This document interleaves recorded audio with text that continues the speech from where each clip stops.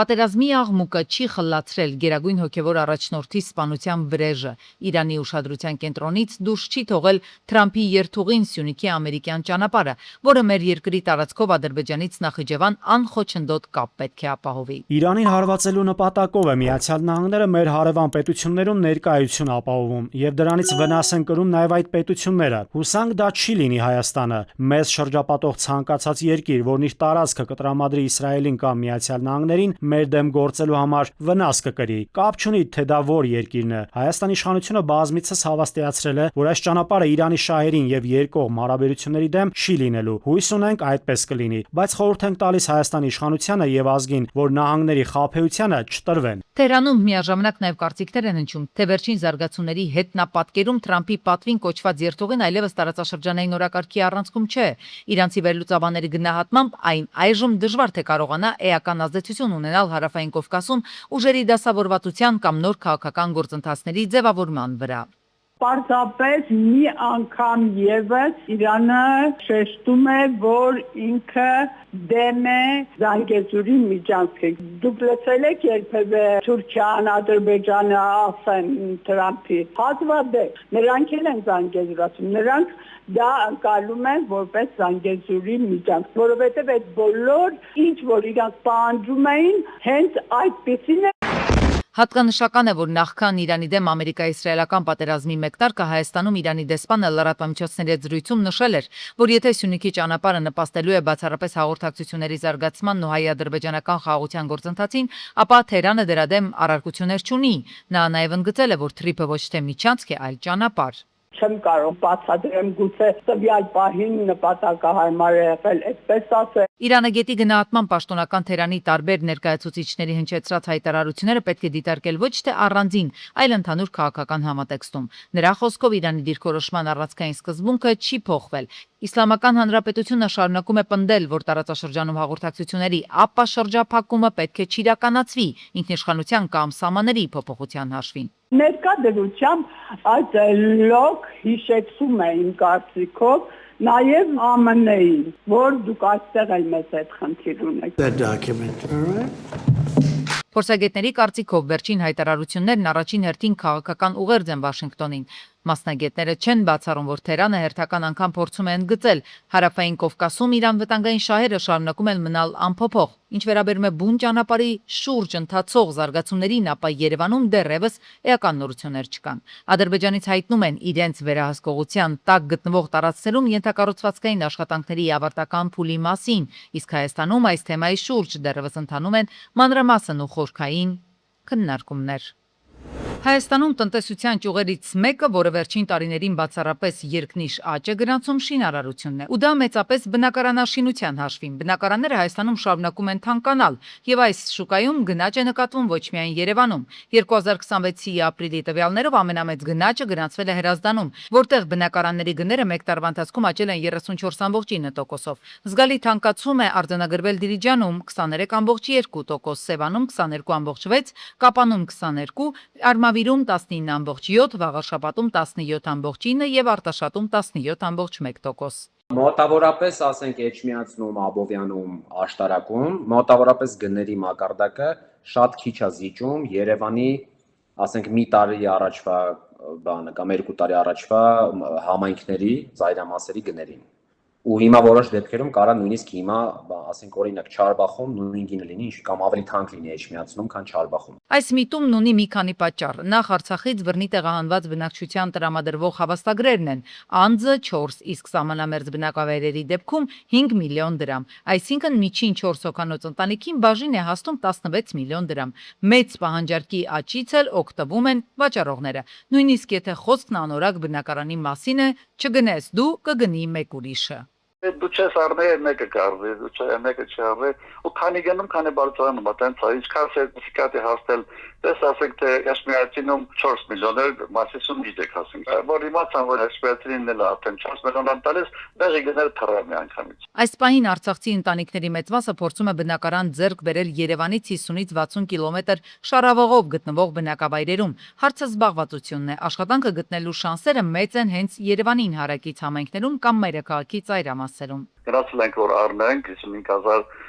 դոլարի սահմաններում։ Հաջորդ օրը գնացինք, որ առնենք, ասում են 5000 դոլար բարձրացրել։ Սերտիֆիկատը տալիս են ձեզ այդ չա գնում։ Պետությունը տալիս է դուք ընդդրել։ Մարզերում բնակարանների գնաճին նպաստող մի շարք այլ գործոններ ևս կան, մասնավորապես նախորդ տարի կային անշարժ գույքի շուկայում շեշտակի գնանկման հետ կապված բացասական սպասումներ, եւ ներդրողների մի մասը սպասողական վիճակում էր գտնվում։ Նախորդ տարեվերջից նրանք կարծես սկսել են ակտիվ գործեր եւ ակտիվացրել են շուկան։ Անցած տարի ինչ էր թեզը բոլորի կողմից, որ շուկան կտրակի, այսքան առաջարկ կա, բայց առնող չկա բան, ու մարդիկ սպասում էին, մեկ էլ ինչ որ բաներ աշխարհակաղակական էլի տեղի ունեցան կամ քաղաքական, հա, պայմանագրի ստորագրումը կամ ընտրությունները, հիմա ոնց որ մարդկանց մոտ արդեն հանգստացան ու ավելի շատ դրական սպասումներ, հա։ Հետևաբար էլի կարճ սպառված բանջարք, որը հիմա գնում է կատարում։ Մյուսը աշխարհակաղակական գործոնն է, առաջինը Մերձավոր Արևելքում սկսված եւ դեռ չավարտված կոնֆլիկտն է, որը ստիպել է արաբական պետություններում խոշոր ներդրումներ կատարած հայաստանցիներին իրենց գումարների մի մասը տեղափոխել Հայաստան եւ ներդնել այստեղ հողի եւ այստեղ ասած երկաթ բետոնի մեջ։ Գումարած դրան վերջին շրջանում ակտիվացել են Ռուսաստանի հայերը, ովքեր գուցե որոշակի մտավախություններից ելնելով ձեռք են բերում անշարժ գույք, այդ թվում մարզերում։ Հայաստանի եւ Ռուսաստանի հարաբերությունները այս պահին շատերը այնտեղից մտածում են կապիտալը ուր բերեն։ Հիմա Դուբայում էլ խնդիր կա, չէ, արաբական ընկերություններում, ասում են լավ, այնտեղ արդեն ռիսկային է, Ռուսաստանում գումար պահելը ռիսկային է, որտեղ պետք է բերեն Երևան, Հայաստան։ Մասնագետները կանխատեսում են, որ մոտ ապագայում գույքը Հայաստանում շարունակելու է աճել, այսինքն կայուն պահանջարկն աճում է, եթե իհարկե չլինեն ֆորս մաժորներ, որոնք կփոխեն երկրում գնորդների դրական տրամադրվածությունը։ Արևային շոկ օրերին արևը ոչ միայն ջերմություն եւ լավ տրամադրություն է, այլև մարդու առողջության համար լուրջ վտանգներ կարող է ստեղծել, հատկապես օրվա որոշակի ժամերին ուլտրամանուշակագույն ճառագայթների ազդեցությունն ավելի ինտենսիվ է, առանց համապատասխան պաշտպանության դրանք կարող են հանգեցնել առողջական խնդիրների։ Մասնագետները զգուշացնում են, ուլտրամանուշակագույն ճառագայթները հատկապես վտանգավոր են, երբ մարդը երկար ժամանակ գտնվում է արևի ուղիղ ճառագայթների տակ։ Դրանց ազդեցության հետևանքով կարող են առաջանալ արևահարություն, մաշկի այրվածքներ, բշտիկներ, քոր, այտուցվածություն, իսկ երկարաժամկետ ազդեցությունը կարող է մեծացնել նաև մաշկի քաղցկեղի առաջացման վտանգ։ Խուսափեք արևի ճառագայթներից 11-ից 17-ն ընկած ժամանակահատվածում։ Ուլտրամանուշակագույն ճառագայթման ինտենսիվությունը այս ժամերին առավելագույնն է։ Ցանկալի է կրել բարակ, բաց գույնի, երկարաթև հագուստ։ Անպայման կրել գլխարկ, ցանկալի է լայնեզր։ Օգտագործեք արևապաշտպան քսուկ, կրեք արևային ակնոց, օգտագործեք հնարավորինս շատ ջուր։ Նախապատվությունը տվեք դյուրամարս սննդամթերքի, խուսափեք կծու թթու օգտագործելուց։ Մասնագետները նաև զգուշացնում են, չպետք է մոռանալ նաև օրգանիզմի ջրազրկման վտանգի մասին։ Բժիշկները խորհուրդ են տալիս օրվա ընթացքում գործածել հնարավորինս